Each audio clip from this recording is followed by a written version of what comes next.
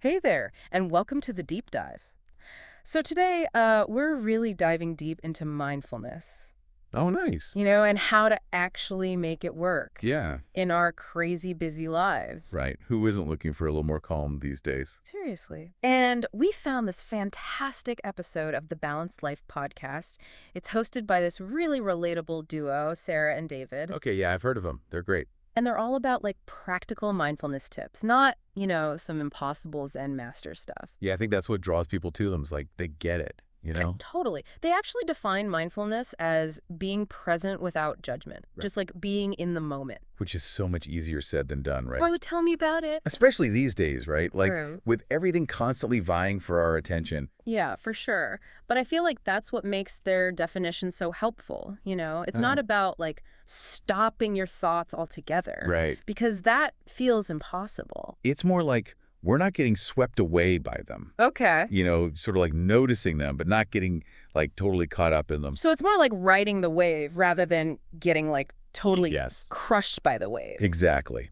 And they even talk about mindfulness as like a reset button for your brain. Okay, I like that. A 'Cause reset button. It's just a way to kind of create some space between you and that constant chatter. So how do we actually do that, though? Like, how do we hit that reset button when life feels like it's moving a million miles an hour? Well, that's where it gets really interesting. Okay, tell me more. They have all these Mm. super practical techniques, Mm. and they really emphasize that mindfulness doesn't have to be this big, huge thing. Right. Okay. It's not about like, meditating for an hour every day. It can be incorporated into those little moments throughout your day. Okay, so no need to escape to a cave in the Himalayas or anything. Exactly. They start with something so simple but so powerful, and that's mindful breathing. Okay, breathing. I feel like I've heard that before, but like, what does that actually look like? It really is as simple as it sounds. Okay. Just bringing your attention to your breath, noticing each inhale and each exhale. But like, we breathe all the time. You do, but how often are you really paying attention to it? True, sure. That's the thing. So how does that help?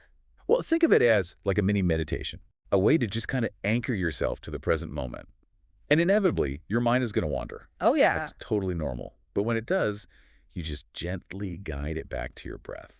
So it's like giving your brain a little vacation from all the chaos. Exactly.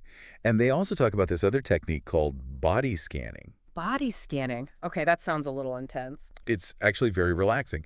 So basically, you mentally scan your body from head to toe, Right. noticing any sensations that you're feeling like tension or warmth or tingling. And as you notice these sensations, you can start to let go of any tightness or discomfort. So you're like checking in with your body. Exactly. Becoming aware of those physical sensations that we often ignore. I can see how that would be super helpful, especially for people who like sit at a desk all day or are constantly looking at their phones. Absolutely. And again, this is why these techniques are so great for a busy life, right? Yeah. They're not about adding more to your to-do list. It's about bringing those little moments of presence into the things you're already doing. Right. So it's about integrating it into your life, not like overhauling your entire routine. Exactly. Okay, so we've got mindful breathing, body scanning. What else? Well, they bring up another big one, and that's single tasking. Ugh, single tasking. I am the queen of multitasking. I think we all are, to some extent, Oh, right? for sure. I'm constantly checking my email and, like trying to answer a text while also making dinner, while also. Right. It's like we've become expert jugglers. Yes. But the thing is, as Sarah and David point out, all that multitasking, it can really take a toll on our focus Yeah. and ultimately, our peace of mind. Totally. They actually use a really good example on the podcast. They talk about eating. Like how many of us are scrolling through our phones or watching TV while we eat. Oh, guilty as charged. Right. But then are we really even tasting our food? That's the question. Are Are you actually present with that experience? are you actually enjoying it? Exactly. Right. It's like yeah. we've kind of forgotten how to slow down and savor those everyday experiences. It's Yeah. like we've lost that connection to like the actual experience. Yeah. Right. Like we're just going through the motions. Exactly. Mm. And single tasking, it's like a way to kind of reclaim that. Okay. I'm into that. But how? How do we actually like train our brains to single task when we're so used to juggling a million things at once? Well, they don't say you have to like completely eliminate all distractions. Okay, good, because that feels impossible. Yeah, it's more about just being really intentional with your attention. Oh, okay, so it's a conscious choice. Exactly. Yeah. Like choosing to focus on one thing at a time. So instead of my brain being like 50 different places at once, I'm Right. like, nope, we're doing this one thing right now. Exactly. And what's cool is Sarah was saying, like, even when you start doing this with simple tasks, like you actually start to experience them differently. Oh, interesting. Okay. Like you get more out of it because you're actually present with it. Huh. So beyond like the whole being more focused thing, there are all these mental health benefits that Sarah and David talk about too, right? Yeah. They actually talk about how mindfulness can be super helpful in like managing anxiety, dealing with Mhm. depression, reducing stress. Okay, yeah, that makes sense. But how? How does like paying attention to your breath or whatever, how does that actually make you less anxious? Well, it goes back to that whole observer thing. Right. Like with mindfulness, you start to kind of step back from those negative thought patterns Oh, interesting. instead of getting like totally consumed by them. So you're not trying to like get rid of them completely. It's right, because they're going to be there. You're just changing how you relate to them. Exactly. You're acknowledging them, but you're not letting them control you. So like instead of like drowning in anxiety, you're just kind of riding the wave. Exactly. And I love how Sarah puts it. She says it's like instead of getting caught in the storm, you're watching the clouds pass by. Ooh, I like that. It's a much gentler way to be with those difficult emotions. Okay, that makes a lot of sense. And this is where like the self-compassion piece comes in, right? Because I feel like when we're stressed, it's so easy to be like hard on ourselves. Oh, absolutely. Mhm. And David talks a lot about mindful self-compassion. Yeah. And it's really just about treating yourself with the same kindness that you would offer a friend. Yeah. Which we don't always do. No, we don't. But mindfulness kind of helps us remember to do that. Right. Like to be gentle with ourselves, especially when things are tough. Exactly. It's like giving yourself permission to not be perfect all the time. Okay, so this has been super helpful, but there's still this big question of like, how do we actually make this a habit? Life is so busy. Right. So how are we supposed to fit all this mindfulness stuff in? Like, do we have to like wake up an hour earlier and meditate? Well, the good news is Sarah and David are all about keeping it real. Okay. Ew. They totally get that most people don't have like hours to devote to meditation every day. Thank goodness. So what do they suggest? It really comes down to like a shift in perspective. Okay. It's not about finding an extra hour in your day. Okay. It's about finding those little pockets of mindfulness throughout your day. Okay, so like what, like give me an example. What does that actually look like? Well, like David was talking about how he actually uses his commute as a time for mindfulness.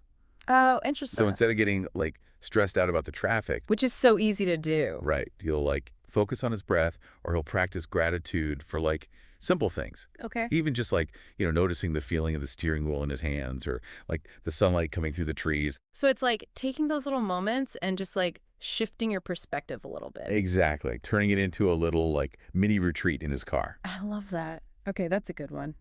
What about Sarah?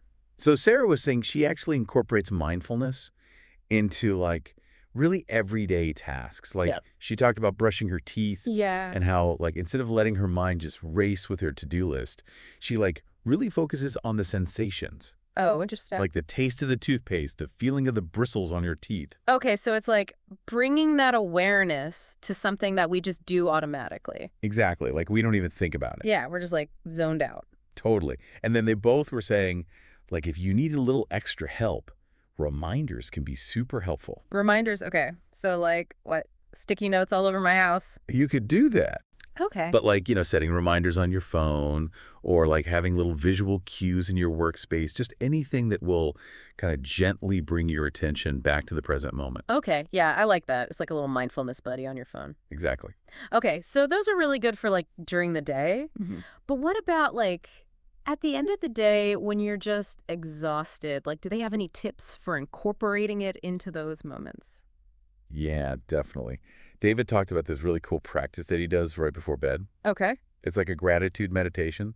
So he takes like 5 minutes and just reflects on 3 things that he's grateful for from that day. Oh, I like that. Yeah, and it could be anything like a delicious meal or a good conversation or, like a beautiful sunset. Just those little things. Exactly. So it's like ending your day on a positive note instead of like, Totally. Instead of like all the stresses. yes. Yeah, it's just a way to kind of shift your focus. Okay, I'm into that. So it's like, even if everything went wrong that day, you can still find things to be grateful for. Exactly. Yeah. And it kind of goes back to that self-compassion thing too, right? Yeah. Like, it's a reminder that even when things are tough, there's still good to be found. Yeah, that's so important.